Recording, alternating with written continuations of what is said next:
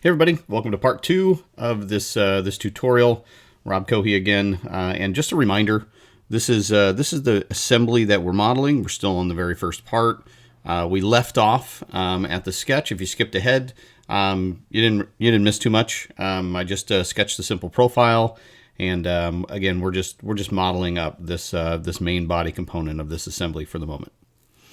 Okay, so let's pick up where we left off. Had a little slot sketched out, and the rest of this bit of tutorial is a few just tips and tricks that I've learned in sketching with Fusion here. Now, everything about Fusion can be accessed through multiple methodologies.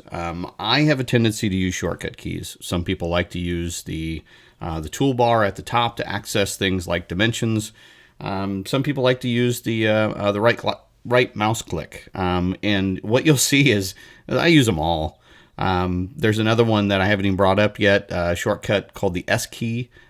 People familiar with transitioning from SortaWorks over into Fusion, the S key was a big deal for them, so we introduced that as well. But again, I'm just kind of sketching out the initial geometry here. I have a tendency to use a lot of constraints, a lot of equal constraints, tangent constraints, and so forth. So again, like I talked about in the previous example as well, use the right tool for the job here.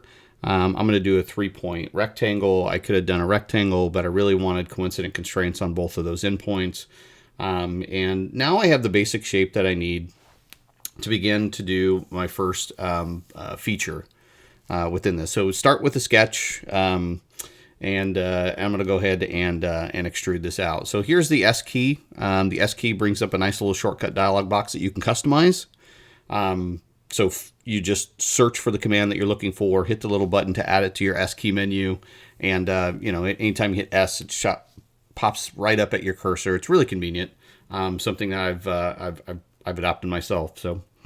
So here I'm going to extrude this out, and the thing about the extrude dialog box, and just like any other dialog boxes in Fusion, if you read them from top to bottom and really go through and explore all the options within all the commands, you'll likely figure out easier ways to create geometry just within the depth of capability that's in the extrude dialog box.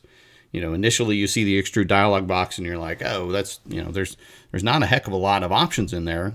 We did that on purpose. We didn't expose a lot of the depth of capabilities in the dialog box for the purposes of ease of use. But as you click through more options, you'll see more and more capabilities, and we're going to use a lot of those. Here we use the midplane and the overall distance option instead of the same distance each side. So the other thing I've done is I've kind of carried forward with the sketch, and you'll notice that down at the very bottom of the screen, I accessed something called the timeline to go back in time, if you will. So I could edit the original sketch as opposed to make another one. Another best practice that I like to use, I like to do minimal sketches. Don't put too much into a sketch, but don't put too little into a sketch. When it makes sense to manage all these things in the same one, I highly recommend trying to do that.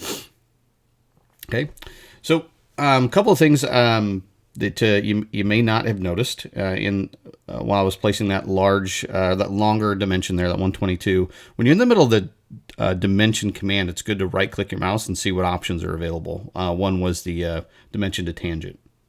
Now what I'm about to do here is I don't want to sketch the same thing on the right that I have on the left, so I'm going to use the mirror command. Again, use the right command for the right features. And I've saved myself a heck of a lot of work, right? A lot fewer parameters to manage as a result. And within the sketch palette dialog box, there's ways to kind of clean up the view. And we're going to use this a little bit with slice a little bit later, and show and hide constraints and so forth. But I've made a change to the sketch, which includes some additional pieces of geometry. Rather than doing another extrusion, why don't I just add, because this is supposed to be part of the same body anyway. And really what I wanted to do there was just demonstrate the importance of history here.